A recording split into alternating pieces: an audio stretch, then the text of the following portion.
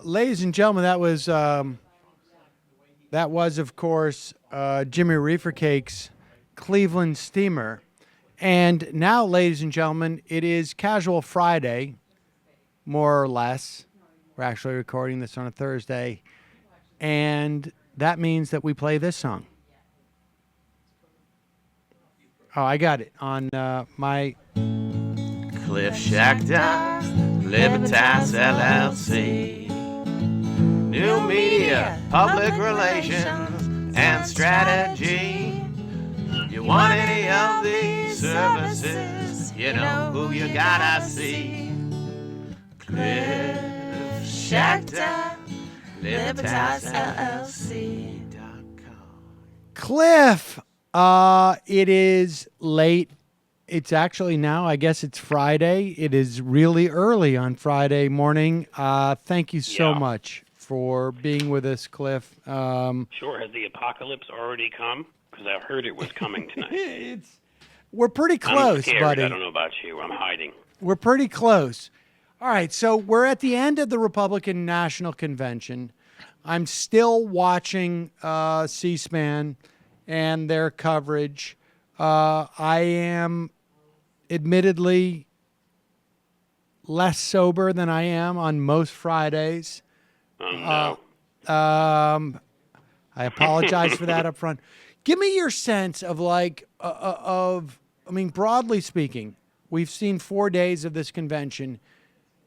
Is this going to move the needle? Like, what are the implications of this convention? Is it just that we've been able to get drunk for 4 nights in a row and, I think that was your excuse. I mean, next week you'll have the Democratic convention, and then you just need to find new excuses to get hammered every night, Sam. I know. After that, maybe I've got to, I don't know, maybe is there going to be like a Green Party convention? Maybe I could. All right, but you could go rock it with Jill Stein. Here's what I would like to say about tonight. Great Trump speech, America first, stop wars, defeat the corrupt elites, protect our borders, fair trade. Couldn't have said it better. Oh, I'm sorry. That's what David Duke just tweeted out about Donald Trump's speech. Oh, are you serious? Are you serious? I'm dead serious. I just retweeted it, so go look under my timeline on Twitter. David Duke loved it. That should tell you a lot. Nicole Wallace on MSNBC or whatever said, my party died in this room tonight, as did a number of other Republicans of sanity who were calling this thing out. Do you want to talk about the whole convention, or you want to talk about the speech tonight? Sam? Well, start with the speech tonight and then work your way back. Because that's the biggest thing. I mean, look, we've chronicled a lot of this other nights. This entire thing was a shit show. The best speech of this entire of the entire 4 days, I think, of any of the major people was given by Mike Pence, and it was stepped on by what Ted Cruz did. They could have gotten great headlines out of Mike Pence's speech. And again, it's not that I agree with anything he said. His delivery was really good. Tonight with Donald Trump, both what he said, which I think is incredibly over the line even for a populace that has been sort of exposed to this kind of rhetoric increasingly from the Republican Party. I mean, it was all doom and gloom. It was terror. It was like an NRA convention, the people are knocking down your door and ready to come get you. And I don't think the types of groups they're trying to win, I don't think this wins with. I mean, even seeing some of the reactions on TV, among Republicans, a classic example, I can't think of her name right now, the Latina consultant they have who worked for Jeb Bush and whatever on CNN. Like, she was so angry at this thing, she was actually screaming about it. Like, literally, they had to almost stop her. I thought she maybe was going to go into tears about how basically that this was an attack on Hispanics. It was an attack on African Americans. All he was doing was talking about how terrible they were and how they were murderers. And I have to believe that others came to that conclusion across the country who heard this. The usual sort of Jeffrey Lord, maybe the second funniest thing after David Duke, is Jeffrey Lord saying it sounded like FDR.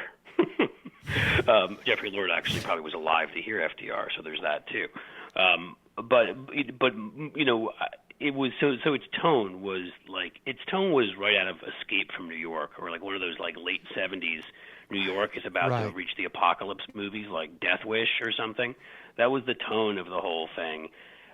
So that I don't think is going to play with most people. I think it's going to exacerbate the divisions already. It may excite people that are already for him and believe all of this stuff in this alternative universe. I don't see, can it sway a few people maybe who listened to this and got scared? Sure, in the short term. But in addition to that, his delivery was terrible.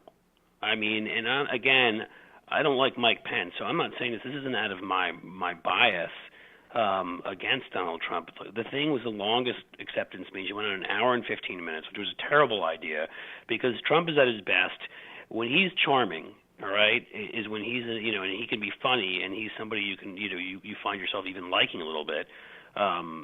Not most of the time, but it can happen, is when he's in a debate and he says something funny and something where he hits somebody like Ted Cruz and, in sort of a creative way or an interesting way or whatever, or sort of, dismisses him and sort of laughs at him. The problem is in a speech, where you're speaking to become president of the United States, you're supposed to give this grandiose speech. Instead, he kept doing the gesticulations with his hands, where he keeps doing the thing where he, makes the OK sign as he's talking, is incredibly distracting and incredibly non-presidential. The jutting out of the chin and sort of pacing from side to side while Medea Benjamin was protesting, and at a few other times, his timing was all off. There was no rhythm. He stepped on a number of his applause lines, and a number of other people who were trying to watch this objectively as a speech were, I think, James Downey over at the Washington Post and others who were kind of talking about it. Because this just, I would say three things to that. One, this is not his natural thing. Giving a long speech where he doesn't get to kind of do his thing and go back and forth with people and rip into them and make jokes about them is unnatural for him. But second of all, when you hear the things that Tony Schwartz, his ghostwriter, has been now saying, that he literally has the attention span of a 5-year-old, which we've all suspected, but would refuse to even sit and have a 2-minute conversation about the book. You could tell this is, if not, this was either the first or at best second time he had ever read this speech. Mitt Romney, you can bet that he practiced his speech 50 times before he gave it, at least.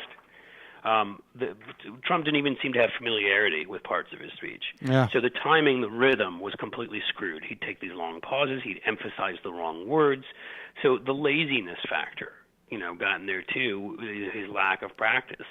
And I think I'm getting like Rick Perry now, although it's midnight, so I have an excuse. I think I had a third point, but I don't remember what the hell it is. So, well, I mean, what struck me, there was a couple of things about this, is that this was one of the most narrow speeches. Like, going into this, I really thought that he was going to deliver.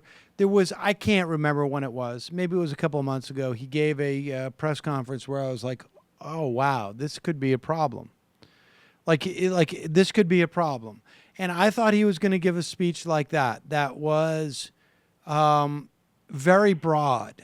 But he gave a speech.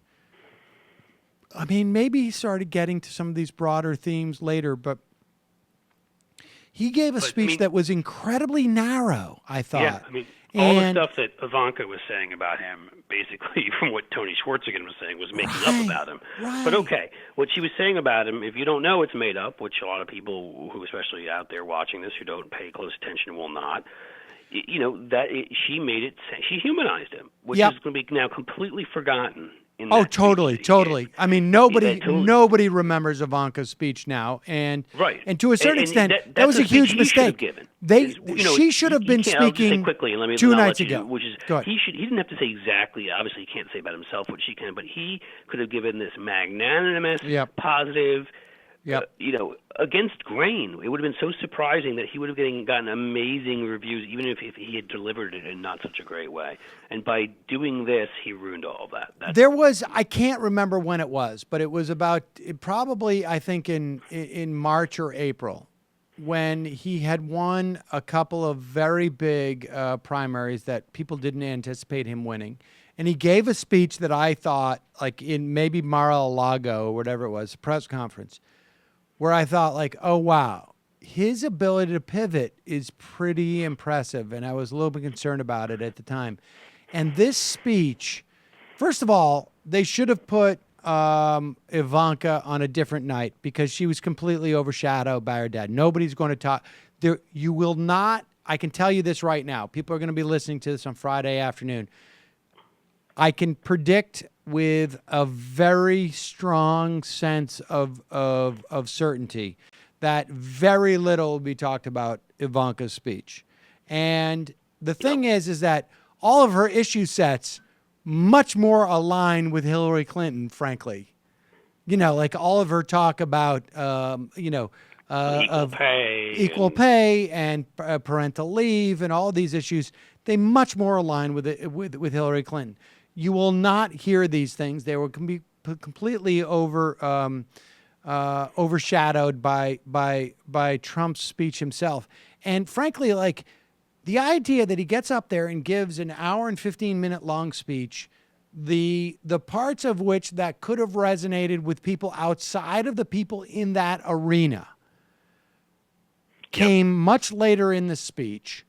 Look, I'm terrified at the notion that Donald Trump could be our president. And I have to say, the way that speech was fashioned, the idea that he's sitting there yelling USA, USA. I mean, just for a moment, I want people to imagine just the murder any talk other president that they're aware of. If you're a Ronald Reagan fan, imagine Ronald Reagan. If you're a, George W. Bush fan, imagine George W. Bush. Barack Obama, Bill Clinton. Imagine any president that you appreciate. Imagine them during a speech joining along in a chant USA. They just don't lower themselves in that fashion. That's what I mean. There were a number of things like that were just so non-presidential in the way he behaved up there. And again, like George W. Bush, who I loathed, which I think you'll remember as a president and would say is one of the worst presidents quite easily in the history of this country, if not the worst. In those big moments, he would drive me crazy because he would get up there and all that stupid, inappropriate crap he would do, like what he was doing at the funeral the other day, where he's kind of dancing around and clapping his hands, and Michelle Obama was looking at him like, what the hell's wrong with you? He would pull it together most of the time. In the 9/11 speech, he gave a great speech. In his acceptance speeches he would pull it together and be mature and get his sort of his non-presidential behaviors out, but while still adding a couple of lines in there that were kind of self-deprecating and humorous, and that kind of stuff. None of that was in here. This was all death and gloom. It was all sort of all the Trump's worst habits, his worst sort of hand motions, and the looks on his face of anger, and just the whole thing. Again, there are guys who've been doing this a lot longer than me, but I've been watching these speeches since '92, and I've never seen anything. Obviously from a presidential candidate. Maybe Pat Buchanan in '92 gave a speech as angry as that.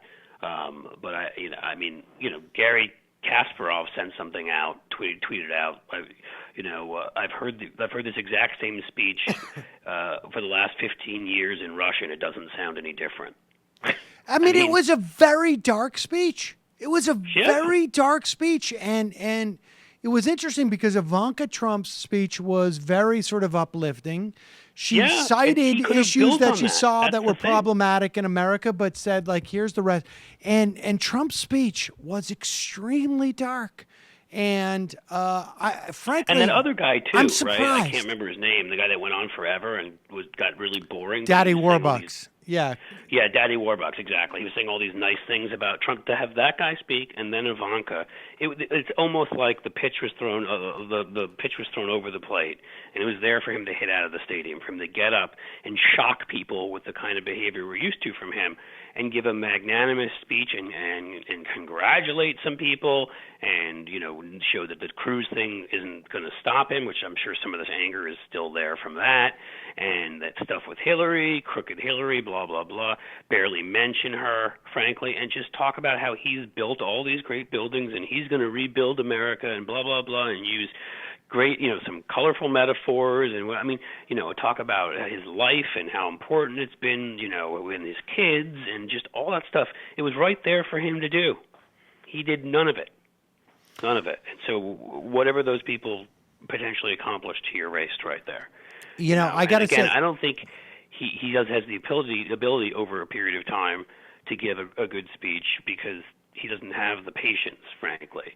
But at least if they kept this thing to like a half hour or something. I mean, that's the amazing thing about it is that the speech they released was much shorter. It was also, though, incredibly dark. I mean, the thing is that Trump could have been much more vacuous. I mean, I have to say that, like, I genuinely believe that Donald Trump is running to become president. I think that, like, we've heard these stories from John Kasich that supposedly he was offered both the domestic and foreign portfolio as vice president, basically saying, like, you'll be the president. Dad being, because this is supposedly he was offered this from Donald Trump Jr. Right, Don Jr. Dad will be basically the figurehead. Even if that's the case, I mean, let's assume for a moment that's the case. And look, that seems not inconsistent with the way that Donald Trump would function, certainly as a businessman. The speech he gave tonight was not, I mean, the only way you can make rational sense of that speech, there's two ways. One is they have no idea what they're doing. The other one is that they know exactly what they're doing, and what they're doing is not trying to be president of the United States. That they're trying. There's a third one. They're trying to build an audience base that they can carry post-election that has nothing to do with electoral politics. That's right. Well, he's talked about that, right? He's talked about having a TV station and trying to challenge Fox. And who knows, maybe they can hire Roger Ailes. I hear he's available. That's what I predicted tonight. That's what I predicted tonight, that Roger Ailes has, like... Trump, I could see it. Yeah. I mean, Roger Ailes, for anybody interested in political history, created Donald Trump. Yeah. He's the one. I mean, first of all, he was the one who started. He gave Nixon this kinds of messages when they worked a lot better when we were a 90% white country back in 1968, and a much less college-educated country, and all the other things that go with that. But in addition to that, Roger, he came up with the idea of creating a station like this back then, and based upon paranoid right-wing politics, of like trying to make the Republican Party a working man's party. I mean, he came from Warren, Ohio, which is not far from Youngstown, where everything has gone in a pretty bad direction, and he has that chip on his shoulder. And so, the line that goes straight from some of the darker parts of Reagan, who still had a pretty sunny personality after, Nixon first and then Reagan, then Newt Gingrich, through some of George W. Bush's attacks on gay rights, to this final thing with the Tea Party and everything else they've done. Fox has contributed in the way they've poisoned minds and fed conspiracy theories a lot. So I wouldn't be shocked to see that happen at all. But to get back to what you were saying, the third option I was going to say, you gave those two options. I think there's a third one, and the third one is simply that this guy doesn't listen to anybody, as we know. Right. That the professionals there wanted him to give a different kind of speech, and this is the guy that doesn't need data, he doesn't need anything, because he knows better than all of us. He wants to be president. He's just a moron. This is the speech he wanted to give because he's a dark, angry guy, and if you think about how dark and angry he is, Elizabeth Warren's been teeing off on him on Twitter lately. Bernie Sanders has been rejecting his overtures. Hillary's been ripping on him, and then you have this convention where you've got a number of delegations try to take the nomination away from him, and Ted Cruz gets up and snubs him in prime time.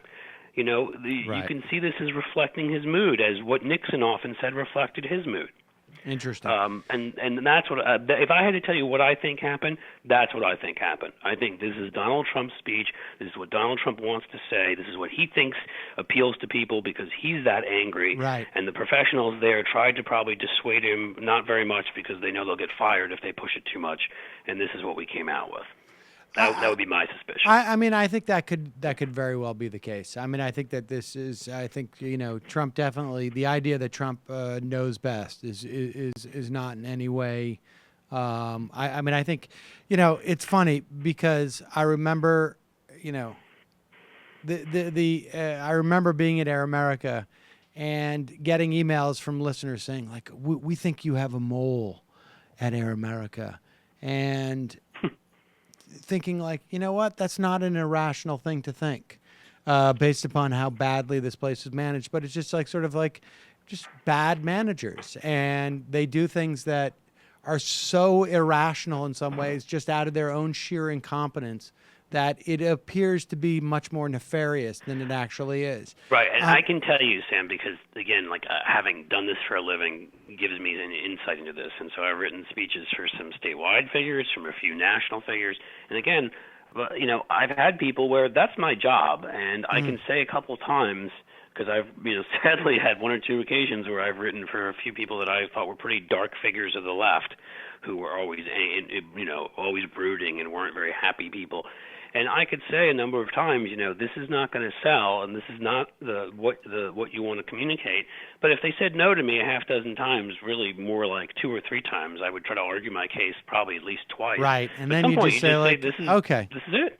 Yeah, I mean, I understand that dynamic. I mean, I think I've told the story before, but I did it's completely unrelated, but I did a show for Sony TV where they were trying to where I was an executive producer, and I was also the lead actor, and I was getting involved in casting.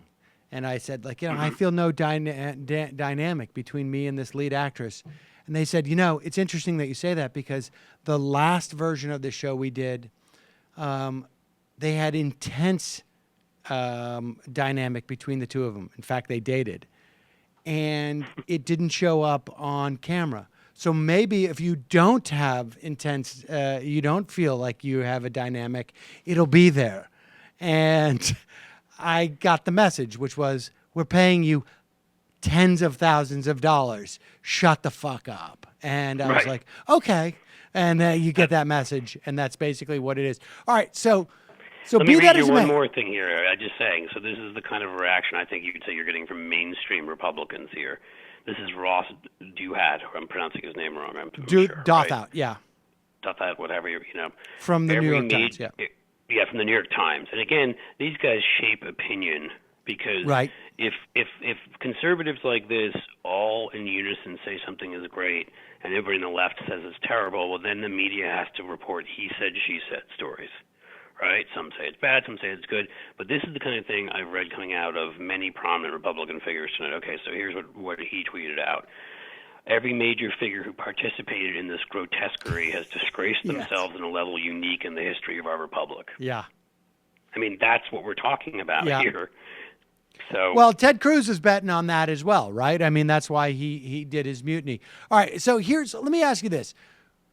Broadly speaking, forget about the last night. Just the entire convention. Does it make a difference? I mean, okay, we've had a lot of fun. I've gotten far too drunk over the course of this. I've probably no longer fit into the pants that I had 4 days ago, just because all I've been doing is been drinking and eating crappy food. Okay. Yeah, but is there, from the Republican convention, is there any relevance going forward? Is there relevance from this? I mean, is it gonna make a difference in terms of the race? Well, it makes a difference in that I'm guessing there will be little bounce, if any. Okay, and so the intensity of support from his already supporters may go up, but I'm guessing the numbers aren't going to change very much in a positive direction for him. And frankly, with everything else that went wrong during this, it could change into a negative direction. I mean, he could be one of the first people to actually lose points. I don't think that'll happen, but I don't think he's going to gain very much. And so it won't have relevance, because if he could do something, put major TV ads on, he could change the conversation happening next week. But what this is a major lost opportunity, and you only have so many of them. There are very few times when you really sort of have all the attention on you and your party, and you really have the floor to yourself. And this is now, the debates will still come up. Right, but he doesn't have the ability to control the debates in the way that he had the ability to control this. That's right. I think you're right. It's a huge lost opportunity. I would add one more thing. I think that the failure to execute, like the expectations, I feel going into this, there was a sense that Donald Trump, the one thing he can do is he's a showman. And that he's going to put on an amazing show that's going to be compelling. We may find it annoying and vacuous, but I think there was a sense amongst the media that this guy's going to put on a great show. And I think coming out of this, there is a sense amongst the media that particularly, I use the ice skating rink as an example. The ice skating rink is, to me, the signature of Donald Trump. For people who perceive him positively, he can do anything. He can just get it done. And I think the media walks away from this based upon their own personal experience and on the way that they perceive the convention. Like, this guy's competence is not what we thought it was. That's right. And I think we're going to see going for him. Yeah, I think we're going to see going forward that they're going to revisit this narrative. And so any lack of competence that we see going forward is going to be highlighted in a way that we wouldn't have otherwise. It's a safe, it's a safe place for them too. Because it's inevitable when you refuse to have a real campaign and no real vetting and no real staff. So you're right. I mean, the myths that he had succeeded in getting into everybody's minds, that he infected us with over the years of him playing this role, was of this titan of a businessman. Everything he touched turned to gold. Well, now everybody's learned about Trump University and Trump Steaks and all this other stuff that's shown near the casinos that have failed. That's not true, and it's hard for any objective media figure to ignore that. And now this convention, so him as a great businessman has become a questionable thing, and you've seen it questioned more and more. And now you add on top of that both his ability as a showman, because he gave a terrible speech and everything else there, and then his competence and judgment, and I mean, not judgment in terms of policy, which everybody already knew, but judgment in terms of execution, negotiations. I mean, how did they let Ted Cruz get up in prime time to do that? Yep. How the hell did Medea Benjamin get in the hall tonight? Yeah. Yep. I agree with you. They're going to keep out undocumented workers, but they can't keep her out of their hall. Yeah. I think you're right. These competence questions are huge. All right. So lastly, Cliff, next week, Democratic convention. I'm heading to Philly. I should just say, as a programmatic note, I have no idea if the technology that we're going to be using is going to work. I couldn't afford to get the electricity on Radio Row that I had hoped for. So we'll see in terms of our coverage. But that aside, what does Hillary Clinton have to do? Like if you were to say, okay, here's the paragraph or the sentence that the convention needs to convey, what would it be? Yeah. Because let me just set this up for people. Sure. Go ahead. It could be Hillary Clinton needs to convey her competence. It could be Hillary Clinton needs to convey that Donald Trump is that bad. It could be some combination of that. It could be ideological. It could be in terms of CV. I mean, there's a lot of questions that she's going to ask. And by her, I mean her campaign apparatus. Yep. What do you think it should be? Here's what I would do. If I were her, and I think if I were them, and I think they will, I would have her give a positive speech, and frankly, do for herself, because obviously she's got incredibly high negatives too, not where Trump is, but they've succeeded in sort of tarring her as somebody who's broken the law. I mean, at least some objective media figures have repeated some of this stuff in a way that it shouldn't be, and not repeating that, well, the FBI decided that she wasn't to be indicted. And so they've some of these, themes that she's crooked, she's this, she's that, they've certainly pushed some of that. And she needs to make people forget at least some of that by doing exactly what Trump needed people to forget his negative personality with tonight. She needs to come out with a glowing, positive talk about the unifying, what in her life brought her here. She basically needs to talk about herself before she was a Clinton, if you know what I mean. I don't even mean married to Bill, but before she was of the Clintons when they became presidents. I shouldn't say presidents, but if she now is going to become president. And so to me, she needs to talk about what it was like growing up, frankly, as a woman and trying to strive for equality and in ways in which she had to fight to get to where, growing up in a very, in a middle-class family in the suburbs or wherever, I don't know. But, point being that she has to connect her passion. She's worked on children's issues. She's worked on issues for equality. She's going to tell that story while telling the story of her childhood and her family and her love for her family, and all of that, and do essentially what he didn't do. And that, because she, into that narrative, can mix, well, that's why I wanted to pass health care so badly, and that's why I wanted to, because these have been the unifying things in my life. These have been the things I've cared about. And if she does that and she smiles and she does it, even she's not terrific at giving speeches either. She's not her husband or Barack Obama or a number of other people that are known for this. But if she can do it in a steady and even way, if she can smile and if she can, put warmth into it, and be thankful and be magnanimous, and that kind of thing, I think that's what she needs from it. I mean, she's going to have a virtual murderer's row surrounding her. I mean, you're going to have Bernie Sanders, and you're going to have Elizabeth Warren, and you're going to have Barack Obama, Michelle Obama, her husband, Bill Clinton. I mean, you don't get much better than that in terms of star power. Right. That's and true. And a lot of them, are going to be able to make the case against Donald Trump. It doesn't mean I don't think she shouldn't question Trump in that speech. I think it should be a positive speech, but she needs to contrast herself. But instead of doing it in the dour, he should go to prison, or that kind of a way, you do it in the way she has been doing it very effectively, I would say, where she's like, it's funny, no matter how many books Donald Trump writes, they seem to always end on chapter 11, which I thought was a great line. Right. You mix in funny lines like that where you belittle him and you mock him a little bit, but you do it in a funny way, not in a nasty way. That's how you do it, mix in with a very positive speech, and you leave it to others to go after him in a much harsher way. Well, Cliff, I'm going to try and give you a call during the course of the Democratic convention to see if she's been able to execute or if the convention itself has been able to execute in the way that you are talking about. Thanks so much for joining us tonight. My pleasure. It is late on Friday morning early, and this has been exhausting. The whole thing has been exhausting for the American public. This has been, I'll say one thing. One thing about Trump beyond everything else is it seems like everything around the guy is so exhausting. Yes. Right? I mean, it's true. Right? I mean, this week, we look at all that went wrong with this thing, and the vice presidential pick back and forth, and the, nothing's easy. Right? No, it's indeed. Insane.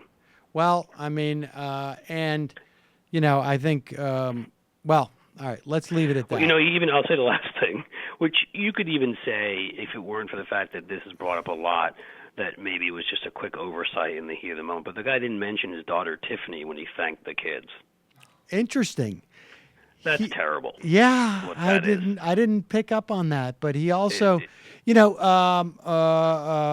who was in our studio audience tonight, also noticed that he didn't do any of the God Squad stuff. Yeah, he didn't. And like to people like you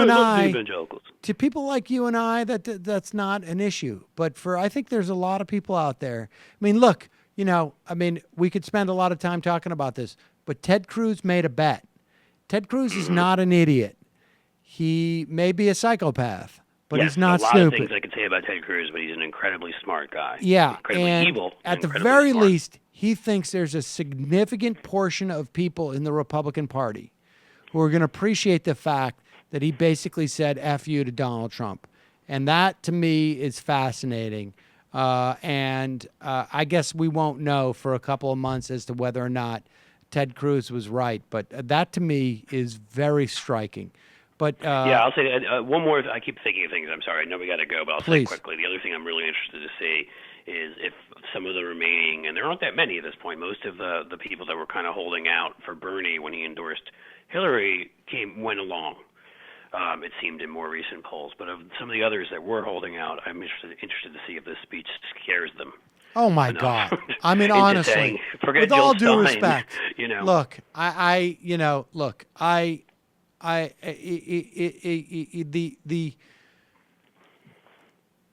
the idea that someone could watch this and say like, it's not there's no difference. It's just absurd. I mean, honestly, it's just absurd. And yes, I share in the lament that because the Republican Party is so deranged in some ways. I mean, I'm sure there's a more eloquent way and a more elegant way of saying that, but Not when you're drunk at 1 a.m. right, Don't worry about it. exactly. I'm sure there's a more elegant way of saying that, but I'm sorry. The choice is pretty stark, and you know, we see who Donald Trump, even just by his pick of Mike Pence, who he has to capitulate to, and that's, to me, that's all it's about. It's just sheer power. Yep. Like, you know, who does Hillary Clinton have to capitulate to?